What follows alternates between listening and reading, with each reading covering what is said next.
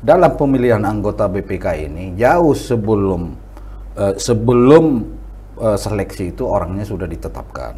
Artinya kan sudah di luar jalur. Sudah ada orangnya, mereka melakukan lobby-lobby sesama anggota DPR ini siapa. Lalu dibuka pendaftaran, pendaftaran seleksi, calon-calonnya masuk, mau berapa banyak pun, ya tetap aja yang sudah ditentukan ini masukkan gitu.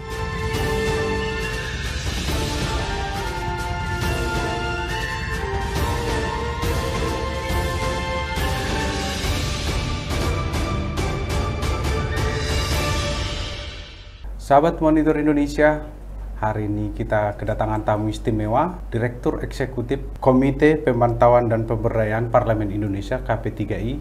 Kita akan berbincang dengan Bang Tom Pasaribu. Apa kabar, Bang? Sehat, Bang? Baik, sehat. Terima kasih sudah datang nih, Bang, ke studio Monitor Indonesia. Saya yang mengucapkan terima kasih bisa diundang di studio Monitor Indonesia.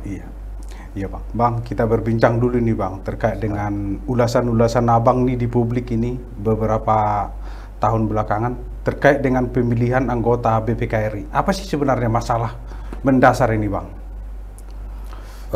Kalau saya melihat pada prinsipnya bukan masalah, tapi pemahaman dan pemikiran yang begitu menyimpang dari konstitusi dan Pancasila. Nah, makanya saya terlibat secara langsung pada tahun 2019 pemilihan anggota BPK 5 orang. Kala itu setelah selesai Pilpres dan pemilihan umum, saya ingin tahu apa yang terjadi dalam pemilihan BPK ini. Karena konteksnya sudah sangat jelas, lembaga negara yang betul-betul diinstruksikan oleh konstitusi untuk mengawal aliran ataupun keuangan negara, ya Badan Pemeriksa Keuangan. Artinya satu kunci lembaga yang menjadi pokok keberhasilan negara Indonesia dan pemerintah Indonesia ke depan tentang aliran uang masuk dan uang keluar. Nah, itu dulu. Tapi persoalannya kala itu awalnya saya mendengar selintingan bahwasanya dalam pemilihan anggota BPK ini jauh sebelum seleksi itu orangnya sudah ditetapkan. Artinya kan sudah di luar jalur. Berarti sebelum ada seleksi di Pansel dan DPR sudah ada orangnya? Sudah ada orangnya, mereka melakukan lobby-lobby sesama anggota DPR ini siapa. Lalu dibuka pendaftaran, pendaftaran seleksi, calon-calonnya masuk, mau berapa banyak pun, ya tetap aja yang sudah ditentukan ini masukkan gitu. Itu awalnya informasi yang saya dapat. Itu yang akan terpilih? Itu yang saya dapat kala itu. Lalu saya mencoba masuk. Mencoba masuk, artinya begini, mencoba masuk itu mengikuti real apa yang terjadi. Kita ikutin ini perkembangannya. Awalnya yang terjadi 2019 itu kan begini. Yang mendaftar kalau tidak salah 62 orang. 62 orang yang mendaftar 62 orang. Lalu pendaftaran ini Komisi 11 itu melakukan penilaian terhadap makalah daripada calon yang ikut seleksi, calon anggota BPK yang ikut seleksi.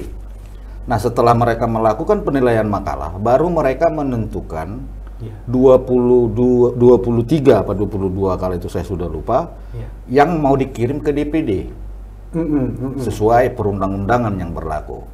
DPD tidak punya hak selain memberikan hanya masukan, tidak punya hak untuk menolak. Nah, artinya kan begini, bahwa DPR kala itu Komisi 11 pemahaman saya sudah melanggar konstitusi. Pasal 23 Pasal 23E Undang-Undang Dasar 45 nomor 1. Lalu Tatip nomor 1 tahun 2004, Tatip DPR pasal 198. Mereka tidak punya hak melakukan penilaian. Karena penilaian yang terjadi sebenarnya ketika fit and proper test. Bukan penilaian makalah. Nah, dan yang terjadi kala itu ada calon yang ikut seleksi terlambat memasukkan makalahnya. Terlambat memasukkan makalah. Sudah tutup pendaftaran baru makalah menyusul. Kan itu yang terjadi. Dan ini jadi pemenang ini.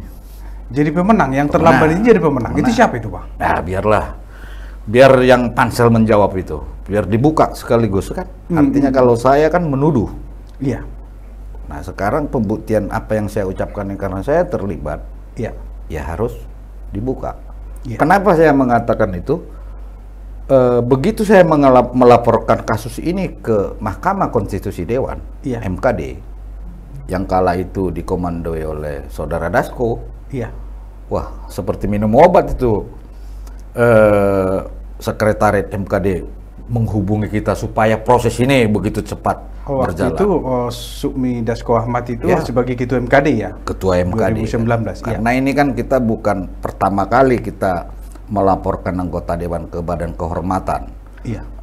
Di zaman SBY dulu juga pernah kita melakukan hal itu. Iya. Nah ini kita lakukan lagi, sidang, iya, diikutin proses. Laporan kita itu ditanya sebenarnya ada apa dalam proses pemilihan ini. Kita terangin, tidak melenceng daripada laporan yang sudah kita layangkan ke MKD. Iya. Lalu kala itu Sukmi Dasko sebagai pimpinan justru bertanya sama saya. Iya. Apakah Pak Tom mendengar ada isu dalam seleksi anggota BPK ini uang? Ya, karena maksudnya ada pemberian uang, itulah pertanyaan. Tegas itu saya jawab. Saya katakan tidak. Saya tidak mendengar. Karena saya tidak melihat. Iya. Tapi mendengar informasi yes. Iya. Ada beberapa yang main kalau itu. Iya. Nah, persoalan yang menjadi polemik itu, meskipun kita sudah sidang MKD, iya, hasil dari sidang ini nggak tahu kita sampai detik ini. Hasil sidangnya nggak ada. Apa keputusannya? Tapi mungkin Bang Tom tidak update ke sana atau seperti apa mungkin? Loh, begini dong. Jangan dikatakan itu rumah rakyat lalu kita gaji mereka lalu kita bertanya. Saya untuk melaporkan ini ke MKD bukan duit kecil juga. Iya. Yang harus saya keluarin. Iya. Apa saya digaji negara? Iya. Ini kan ketulusan. Iya. Karena kita mendengar ada ketidakadilan dan pelanggaran konstitusi. Iya. Nah, ya siap kita. Artinya karena kita betul-betul memahami jiwa raga dan Pancasila ini, ya meskipun duit pribadi ya kita keluarin. Nah, sekarang mereka kita gaji, masa aku harus nanya ke sana? Iya. Terus di mana dong afdalnya? Berarti mereka mau menang sendiri dong. Udah kita keluar lalu apa yang kita mainin ini mereka manfaatkan untuk ajang-ajang politik berikut. Salah nggak? Bukan begitu. Itu nggak sehat itu politiknya tuh. Iya. Artinya seharusnya mereka kan jangan dong ketika butuh. Iya. 3 kali gitu loh sehari itu ditelepon bercepat. Iya. Dan kita nggak dapat uang apa-apa loh. Artinya ini ketulusan. Itu kan bernegara. Itu untuk kepentingan seluruh rakyat menurut saya, karena bahwasanya yang saya katakan itu lembaga BPK ini ujung tombak negara ini. Ya. Begitu BPK ini hancur, hancurlah negara ini. Ya. Itulah yang terjadi saat ini.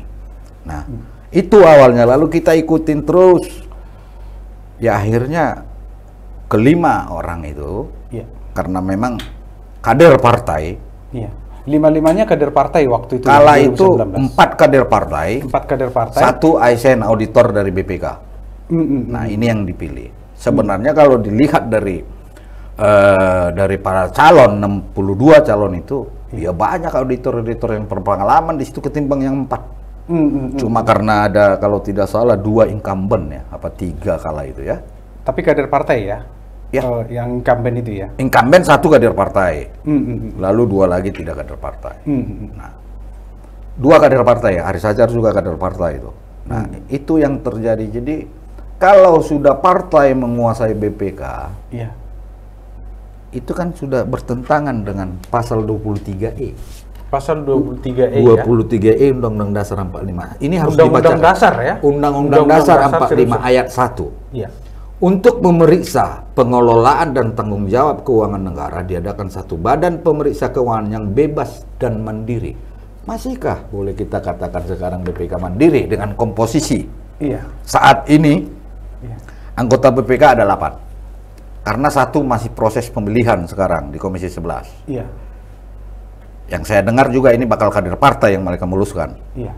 Nah, dari 8 ini, 5 kader partai, 2 ASN, iya. 1 bekas staf ahli, iya. anggota.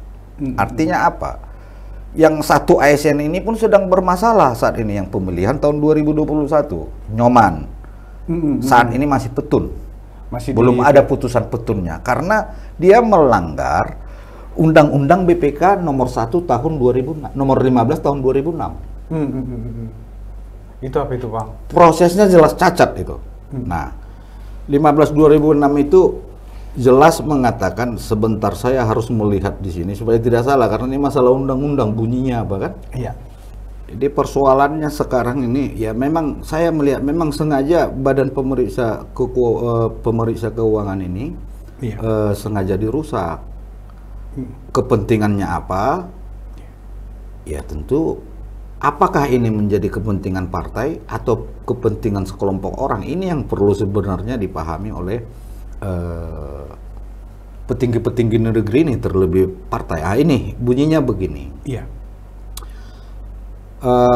Undang-Undang nomor 15 tahun 2006 pasal 13 huruf J yang berbunyi, paling singkat telah 2 tahun meninggalkan jabatan sebagai pejabat di lingkungan pengelola keuangan negara. Kala itu Nyoman kan di Bea Cukai, pengelola keuangan lagi dia. Tidak boleh. Menjadi pertanyaan yang sangat besar, ada apa Nyoman dipaksakan menjadi anggota BPK? Memang tidak ada lagi calon yang lain. Pertanyaannya kan di sana. 17 apa 16 kala itu yang mendaftar. Tapi harus Nyoman yang masuk. Jadi makanya saya berani membuat judul tulisan itu pengkhianatan terhadap konstitusi dan Pancasila secara berjamaah. Kenapa? Kalau dilihat koridor hukum kita, begitu keluar ini dari DPR, sesuai aturan, kan harus keluar Kepres. Artinya apa? Keputusan DPR itu masih ada filternya di Kepres. Seharusnya Jokowi sebagai presiden begitu melihat gelagat bisa menolak loh. Tapi itu kan udah berdasarkan hasil dari DPR diserahkan ke presiden. Benar. Kalau memang tidak perlu lagi ada filter, buat apa Kepres? Langsung aja dilantik. Tujuannya kan itu, memilter. Ini salah apa tidak? Pas ini tidak. Berarti Kepres... Semua pejabat didirikan disumpah. Akan menjalankan undang-undang dasar, bla bla bla bla bla, Pancasila dan undang-undang. Bukan begitu judulnya. Nah sekarang yang mereka lakukan ini pelanggaran. Siapa yang menuntut mereka? Rakyat apa paham semua dengan yang kita bahas ini? Hancurnya BPK ini sekarang berefek kemana? Kebocoran keuangan negara. Uang negara bocor, korupsi di mana-mana. Apakah PK berani memeriksa atau melakukan OTT? Pilihan-pilihan. Ada yang masuk, ada yang tidak masuk. Satu, BPK pun saat ini banyak jujur banyak kasus-kasus besar yang sudah tidak diperiksa. Contohnya itu apa? Ini kan kalau saya bilang begini kan semua masyarakat paham. Artinya kita kan masih mengingatkan BPK ini. Kalau memang sudah tidak ada perubahan di negara ini, pemahaman saya ya apapun akan kita buka semua. Ada di beberapa lembaga ini sekarang yang morongrong APBN itu sendiri. Jadi artinya mungkinkah negara berhutang kepada perusahaan swasta di negeri ini? Ini yang terjadi ya, ada di beberapa lembaga ini. Ini nggak tersentuh oleh pemeriksaan BPK sebagai mereka tidak nggak mungkin lagi pemeriksa. Kenapa mereka memeriksa itu? Kan saya sudah katakan tadi. Mungkin kalau ini betul-betul masih mandiri dan independen seperti perintah pasal 23E tadi ayat 1, Undang-Undang Dasar, masih ada keberanian. Tapi karena sudah kader-kader partai, kan tidak perlu kita jelaskan sedetail mungkin. Sebenarnya inilah kebijakan yang kita tuntut itu sekarang ini kan bahwasanya kan semua tokoh, semua orang-orang hebat di negeri ini selalu membahas konstitusi, lalu Pancasila, tumbuhkan kembali, bikin ornamen-ornamen, bikin lembaga-lembaga. Iya. Pemahaman saya tidak perlu lembaga lagi masalah itu. Sebagai warga negara Indonesia saya, apa pondasi saya? Pembukaan Undang-Undang Dasar, pasal demi pasal Undang-Undang Dasar 45 dan Pancasila. Itulah hukum yang berlaku sama saya. Bang, mungkin sedikit dulu Bang. Kalau penentuan anggota BPK itu mungkin sebelum reformasi seperti apa sih Bang? Mungkin apa bedanya dulu dengan sekarang gitu? Kalau dulu, kalau kita lihat itu kan bahwasanya anggota BPK itu tetap ditentukan DPR. Iya. Tetap ada, tinggal pertimbangannya tetap ada dari presiden. Tapi kan ini kan yang memahami audit. Iya. Kan tidak mungkin lah. Katakan saya mungkin kalaupun didorong ke sana tidak ada pemahaman saya audit selain hukum dan cuap-cuap atau konsultan. Nggak mungkin saya berani ke sana. Harus memiliki audit, dasar audit. Kan auditor. Nah, sekecil apapun harus ada bukti pengeluaran uang negara itu kan itu. Nah itu kalau ketika sebelum reformasi ya memang ya sehat dia. Mungkin ada permainan kalau kita bilang, tapi lebih jernih lah menurut kita daripada sekarang. Sekarang dipilih, ditentukan oleh DPR, tapi tetap aja kan terjadi pelanggaran konstitusinya, kita yang nggak setuju. Siapa sih Bang yang melanggar konstitusi, DPR atau lembaga negara lain atau gimana Bang? Yang melanggar konstitusi ini ya tentu DPR dong. Artinya kan sudah jelas pasal 23 tadi, sudah jelas ada di Tatip, lalu sudah jelas ada Undang-Undang nomor 15 tahun 2006 tentang BPK. Kan koridornya, syarat-syaratnya itu sudah ada. Tapi ini kan di luar-luar itu selalu main. Seperti yang saya katakan tadi lah. Ini kita ambil contoh kos yang ini antara Nyoman dengan Hairullah. Nyoman bermasalah di Petun. Sedangkan Hairullah ketika mendaftar masih anggota Komisi 11. Jadi anggota BPK. Udah pastilah Hairullah menang. Konflik interest ini. Kenapa harus dia? Berarti ini jadi berdampak jadi terhadap audit terhadap beberapa lembaga mungkin seperti itu ya Bang, dengan pemilihannya seperti ini 6 dari kader partai politik gitu ya. Yang jelas pemahaman saya BPK itu rapuh. Tidak mungkin dong, saya katakanlah saya lah di sana dari partai X, katakan kita tuh menuduh partai X saya. Ketika anggota partai saya bermasalah atau teman saya di partai lain, mungkin saya audit itu. Itu yang saya katakan itu sekarang banyak kasus-kasus besar yang akhirnya tidak diperiksa, berlalu seperti angin. Nah itu inilah kejadian, artinya begini. Hebatnya itu, makanya saya katakan itu masyarakat kan tidak paham ini. Hebatnya sekarang Nyoman ini sekarang dia anggota satu yang membidangi hukum. Padahal dia bermasalah sekarang di Petun. Kalau mau sehat, seharusnya kan tidak dilantik dulu, tunggu dulu dong putusan. Makanya saya berani mengatakan pelanggaran konstitusi dan Pancasila secara bersama. Artinya maaf nih, pemahaman konstitusi dan Pancasila itu hanya di mulut. Sekarang itu prakteknya yang perlu apa, mana? Sekarang ini kan mereka harus membuktikan, oh ya ini ada pelanggaran nih. Tidak sesuai nih, kita hentikan dulu. Ya kan menunggu. Ini enggak. Kira-kira Petun berani nggak nanti mutusin Nyoman ini untuk dicopot? Nggak mungkin. Karena dia anggotanya, dia pemeriksanya. Nyoman kan bisa mengorek-ngorek lah yang sudah tertanam 10 tahun lalu atau 5 tahun lalu masih bisa dibuka. Artinya PT UN hanya sebagai ini aja berarti ya? Ya artinya ini kan jadi topeng. Tapi inti dari permasalahan tidak tuntas. Nah inilah yang terjadi di negeri ini saat ini. Makanya saya katakan, saya berani mengatakan itu. Saya buat penulis bukan nama saya, di bawah nama saya sebagai penanggung jawab saya buat, tetap bukan tulisannya lari. Karena saya betul-betul terlibat dan memahami. Saya tidak mau menuduh, tapi itu fakta dan kenyataan. Dengan ya biaya-biaya sendiri saya, karena saya ingin tahu. Tidak mungkin kan kita sama itu seperti main catur. Orang main catur kita nonton. Siapa yang lebih pintar? Penonton kan. Nah itu saya pun masuk, makanya saya masuk. Saya berani rugi dikit lah. Ikut melihat. Cuma menjadi permasalahan seperti yang kita bilang itu penggiringan opini yang mereka lakukan itu sudah sangat kuat. Kalaupun rakyat lebih percaya sama mereka, nggak ada juga masalah. Tapi kebenaran dan fakta yang terjadi itu setidaknya kita ungkapkan. Pelanggaran harus tetap diungkap. Gitu. Artinya kan ujung-ujungnya begini. Makanya di tulisan saya kan, saya sudah tuliskan semua efek-efek dari hancurnya BPK ini. Sembako, pajak, ya kan, tarif listrik. Nah, karena negara berhutang 7.000 triliun nih sekarang. Kas negara kosong. Lalu dari mana duitnya? Mau minjam dari rentenir lagi, apalagi yang mau digadein? Akhirnya rakyat yang diperas. Saya hanya khawatir. Tentu saya bukan curiga. Karena semua sudah dipajakin, nggak ada lagi nanti uang negara ini. Akhirnya kita sekali menghirup udara pun bayar. Akhirnya jadi seperti itu ya. Tidak tertutup kemungkinan dong.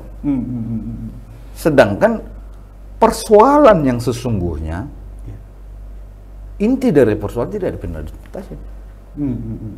Kan harus, contohnya begini, katakanlah ini ban mobil, udah tahu bocornya di mana, tampal dong bocor itu supaya bisa jalan. Ini kan tidak, malah dibocorin di mana-mana kan? Malah makin banyak bocornya. Makin banyak bocornya. Kenapa makin banyak bocornya? Karena yang lembaga yang seharusnya mengaudit ditempatkan orang-orang yang tidak bermutu, atau ditempatkan orang-orang yang punya kepentingan di lembaga itu. Nah, makanya jelaskan bunyi itu, independen, bebas, mandiri. Artinya apa? Kalau mau jujur sebenarnya, ini pemahaman saya, seharusnya siapa yang jadi anggota BPK ini, yang harus disaring ketat oleh parlemen itu, ya orang-orang BPK itu sendiri yang betul-betul memahami. Itulah yang menjadi anggota BPK, bukan dari ujuk-ujuk dari luar. Dari partai. Karena dia sudah merintis dari bawah bagaimana mengaudit, di mana kelemahan negara ini, di mana ini kan punya solusi. Tiba-tiba ujuk kader partai. 6. Kalau 6 berarti sisa 3. Kalau 6 sisa 3. Ngambil keputusan siapa yang menang? Kan 6. Nggak usah. Sekarang terjadi di sana. Suka tidak suka, nggak suka aku katanya, ya udah nggak jalan. Akhirnya pemeriksaannya, auditnya nggak berjalan sebagaimana mestinya gitu. Ya? Orang sekarang di BPK ini, artinya saya tidak ada kepentingan pribadi di BPK itu. Apa kepentingan saya pribadi? Saya juga nggak ASN saya.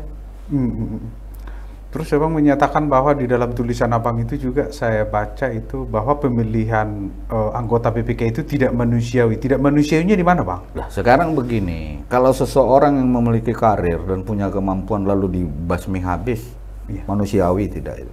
Dan saya katakan mereka tidak mengerti dengan Pancasila. Jujur itu. Artinya begini, siapapun itu orangnya, bukan hanya satu loh. Banyak orang-orang yang korban. Banyak orang-orang yang korban karena mereka tidak memahami. Mereka karena merasa menjadi seorang kader partai dan pernah jadi anggota dewan. Artinya jangan rampok dong. Dia merintis karir dari bawah untuk memahami. Selesai dari stan, mengikuti pendidikan ini, pendidikan itu, pendidikan sana, pendidikan. Ujuk-ujuk karena punya uang, tiba-tiba jadi anggota BPK. Mimpi buruk itu. Terus apa artinya? Makanya saya katakan, saya berani mengatakan itu pengkhianatan terhadap konstitusi dan Pancasila, yaitu bisa dibuktikan itu. Asal pemahamannya tentang Pancasila itu kita tulus. Berarti kalau Abang melihat, berarti BPK sekarang ini dengan anggota-anggotanya sekarang yang lebih banyak kader partai politik, kalau Abang melihat seperti apa, Bang? Apakah memang ini sudah nggak independen lagi atau seperti apa, Bang? Kalau 6 independen masih nggak. Kalau 9 katakan nanti terpilih ini selesai bulan ini atau bulan depan dipilih ada 9. Lalu 6 dari partai, 3 dari dalam. Ini pun satu bermasalah nggak jelas. 6 lawan 2 kalau kan pengambilan keputusan nggak bisa suka-suka. Rapat badan, sidang badan. 6 lawan 2 ya kalah terus. Artinya menjadi pertanyaannya, apakah benar-benar Badan Pemeriksa Keuangan Republik Indonesia masih menjalankan kepentingan rakyat atau sekelompok orang yang notabene partai politik itu tadi, karena kadernya di sana. Karena pengangkatan BPK ini kan berdasarkan Kepres, Bang, keputusan Presiden. Bukan, seleksi dulu dia. Makanya saya katakan sebenarnya sudah bagus kalau hukumnya. Iya. Hukumnya itu konstitusi memerintahkan DPR melakukan seleksi. Iya. Nah, lalu ketika ada kesalahan atau tidak adil dalam hal seleksi ini, Kepres penentunya. Presiden bisa menolak, tidak memberikan Kepres, supaya DPR mengulang kembali. Itulah filter terakhir. Filter terakhir Kepres ya? Kepres. Tapi saya melihat 2019, pelantikan tahun 2020, kala itu Jokowi tidak hadir. Karena saya katakan, bisa jadi itu juga, karena ini politik ini kan orang cepat lupa dan cair, abu-abu. Iya. Saya ingatkan kala itu, dan ada pernyataan saya, bisa-bisa itu jebakan sama Jokowi kalau dia yang melantik. Akhirnya siapa yang melantik anggota kala itu? Wapres. Tapi Kepresnya turun. Tapi ini kan sudah tetap Kepres. Salah Kepres ditandatangani. Ini karena sudah mencuat kan. Setelah selesai Pilpres. Artinya begini, kita itu nggak usah bermimpi buruk seolah-olah bahwasanya yang mereka jalankan itu sudah di koridor undang-undang itu. Enggak. Kalau mau jujur sekarang, sumpahnya apa dulu? Atau janji ketika sebelum jabatan, ada tidak yang dilanggar? Kenyataannya kan semua melanggar. Mungkin harapan Abang ini ke depan nih, BPK ini supaya enggak seperti yang Abang sampaikan tadi, supaya tidak ada kepentingan-kepentingan kelompok atau pribadi di sana, mungkin gitu Bang. Seperti apa mungkin yang bisa Bang sarankan mungkin terhadap Presiden, karena ini kan pelanggaran konstitusi itu kan ngeri nih, pelanggaran konstitusi, bukan pelanggaran undang-undang tapi konstitusi gitu. Persoalannya kan begini, apa yang kita bahas ini pun ketika masyarakat tidak memahami, mereka kan bisa menutup keran kita. Ini kan bagaimana kita menyadarkan rakyat dulu yang punya kedaulatan dan hak konstitusi. Iya. Kalau hanya Tom Pasaribu sendiri, apa kepentingan saya di BPK? Bang Tom nggak takut ini dibenci dengan posisi dengan ini melakukan gebrakan ini, Bang? Wah, prinsip kita kan kita lebih dibenci dan diasingkan. Iya. Demi membela kebenaran gitu. Demi membela keadilan lah. Yang jelas kan konstitusi kita ada. Iya. Sekarang kita fight aja. Mereka yang menjalankan konstitusi apa kita? Itu saja. Jangan nanti ketika, artinya begini, pemahaman saya saat ini, saya ingin membuat sebuah gerakan untuk tahun 2024. Supaya rakyat tidak mau menyerahkan hak konstitusinya yang selama ini juga ditipu. Bang, saya mau nanya nih, terkait dengan tingkat kebocoran keuangan negara. Dengan posisi seperti ini, pimpinan BPK lah ya, anggota dia karena anggota ya. Itu berapa persen tingkat kebocoran itu, kalau Abang mungkin bisa ini sampaikan kepada publik? Artinya kan begini, BPK ini pun sekarang kan jadi abu-abu dalam tentang hal kebocoran. Jadi saya tidak mau berasumsi kebocoran ini seberapa besar, tapi yang saya lihat semenjak masuknya kader-kader partai ke lembaga BPK, kinerja dari BPK itu drastis 70% turun. Turun? Sejak tahun berapa itu, Bang? Ini kan dimulai dari tahun 2012 ya. 2012 atau 2009 lah. Pokoknya era reformasi lah. Tapi tidak begitu ya, reformasi 99 itu ke 2000, bukan di situ dia. Mulai dari 2008 apa 2009 mulai mulai anjlok kinerjanya. Jadi semakin banyak karena porsinya sudah tidak pas. Harusnya kan kalau mau sehat, kita tidak melarang juga kalau memang ada kader partai yang betul-betul menguasai audit untuk mengontrol ASN yang terpilih menjadi anggota BPK, itu harus ada juga kan. Atau dibentuk satu badan lagi di luar ini sama seperti BPK. Tapi kan nggak mungkin. Artinya siapa yang mengawasi BPK ini? DPR. Yang mengawasi DPR, MKD, apa rakyat segala macam. Ini kan persoalan yang tidak sehat. Ini kan permainan yang tidak sehat aja diciptain. Sebenarnya nggak ada sulit-sulitnya Pak ini bikin sehat. Cuma bagaimana ini biar sakit terus. Jadi kalau kebocoran itu Siapa yang mau paham masalah kebocoran? Tapi kalau makanya tidak mau berasumsi, tapi yang jelas pasti melebihi sehingga hutang 7.000 triliun. Nah, utang 7.000 triliun segala tetap naik, sudah jelas kan itu? Iya. Tapi kalau BPK ini Bang, kalau seperti ini udah sampai turun kinerjanya 70% sejak reformasi lah mungkin gitu, seperti Abang sampaikan. Apa lebih bagus dibubarkan aja lah kalau gitu? Karena kalau nggak berguna kalau kita membubarkan BPK, artinya harus merubah Undang-Undang Dasar 45. Itu konstitusi, kuncinya kan sebenarnya di situ. Tujuannya kita membahas ini tujuannya apa? Kembalikan aja marwah BPK itu. Kembalikan marwah BPK ya. Sesuai aturan, sesuai perintah Undang-Undang Dasar 45 itu. Dia independen. Kalau seseorang mau masuk pun dia memiliki ilmu auditor atau apapun itu yang jelas sesuai aturan itu. Karena di sana kan ngaudit, bukan duduk-duduk, kongko-kongko seperti anggota dewan yang membahas undang-undang kan kongko-kongko. Kalau di sini kan jelas hitung-hitungannya. Nggak bisa. Di DPR boleh kongko-kongko. Karena membahas undang-undang supaya inspirasi ada, harus kongko-kongko. Kalau di BPK tidak. Nyata. Dan semua sebenarnya harus ditarik ke sana kan, semua diperiksa. Sekarang kan jadinya terjadi pilah. Ini CS kita nih. Ini grup kita nih, jangan. Kan begitu. Kenyataannya begitu mau apa? Tapi mungkin dampaknya ini kalau semakin seperti ini ke depan seperti apa sih Bang? Dampaknya buat Indonesia? Bisa bubar negeri ini. Hutang makin banyak. Apa mau pakai bayar? Sekarang kan persoalannya pejabat ini makanya enteng. Gampang. Karena nggak hutang pribadi dia, selesai dia dari jabatannya, hutang itu kan melekat, siapa yang bayar? Ini apa undang-undang BPK yang perlu direvisi supaya mungkin mengurangi kekuatan kader-kader parpol ini di internal anggota BPK sendiri? Undang-undang itu kan sudah bagus, itu yang saya bilang. Sudah bagus undang-undangnya, sudah Undang-undang dasar sudah bagus. Undang-undang dasar konstitusi kita ini jauh lebih hebat dari negara-negara lain. Perhatiin saja, dia punya spirit dari seluruh yang duduk di pemerintahan. Itu yang perlu disurvei, punya spirit nggak? Ketika tidak punya spirit, ya sudah. Oke Bang Tom, mudah-mudahan masyarakat Indonesia maupun pemerintah dan stakeholder bisa memahami hasil perbincangan kita hari ini ya Bang Tom ya. Satu hal sebenarnya yang perlu kita ingatkan.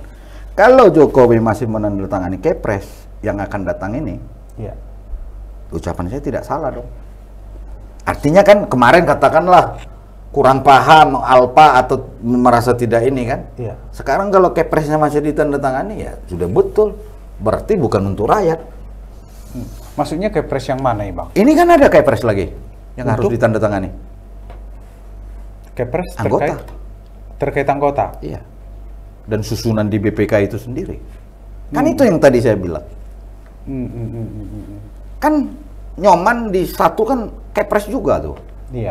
Harus ada masuk ke sana ditandatanganin lah. Itulah makanya saya bilang filternya sebenarnya di Jokowi. Persoalannya tekanan politik yang ada saat ini. Sebijak apa Jokowi memahaminya? Makanya saya katakan ternyata ikut. Sekarang kita mengharap, mumpung nggak ada dong gunanya kita bahas ini nanti. Pembuktiannya itu aja. Kalau Jokowi menangani Kepres itu, kan sekarang kan itu tadi konflik interest terjadi. Nyoman di satu membidangi hukum, sedangkan dia lagi bermasalah di sana. Artinya kan terjadi pembiaran, makanya pelanggaran. Jadi itu aja pesan kita, kalau kita lihat aja nanti, kan sepintar apapun mereka menutup ini kan nanti kalau terbongkar. Karena sudah canggih kan. Sebenarnya tidak internet ini pun dari dulu kita kan ngikutin BPK ini kan. Publik juga udah tahu ya. Publik sudah tahu tapi diam kan. Termasuk track recordnya masing-masing anggota BPK itu sendiri. Itu kenyataan. Gitu. Jadi kita tunggu aja Kepresnya. Kalau Kepres ditandatangani oleh Pak Jokowi lagi ya kita nggak tahu, biar aja. Yang jelas, yang kita bahas ini betul-betul terjadi. Dan memang pembiaran sudah tidak ada lagi berubah. Oke, siap Bang Tom. Terima kasih banyak ini Bang Tom. Terima kasih, semoga ini bermanfaat untuk seluruh rakyat Indonesia. Ya, makasih. Sahabat MI Podcast, terima kasih telah menyaksikan perbincangan kami dengan Direktur Eksekutif KP3I, Bang Tom Pasaribu. Sampai jumpa di MI Podcast berikutnya.